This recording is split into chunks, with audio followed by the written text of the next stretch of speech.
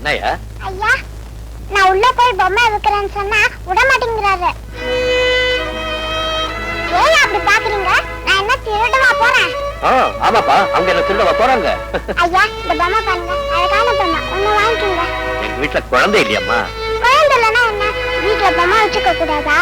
எங்க வீட்டுல எங்க அம்மா நிறைய பொம்மை வச்சிருக்காங்க. எங்க வீட்லயும் தான் குழந்தை இல்ல, நானும் எங்க அம்மாவும் மட்டும்தான்.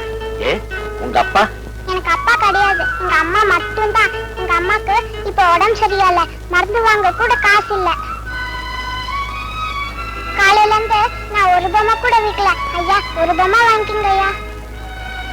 அந்த பொம்மை எடு. என்ன விலை? 10 ரூபாய்.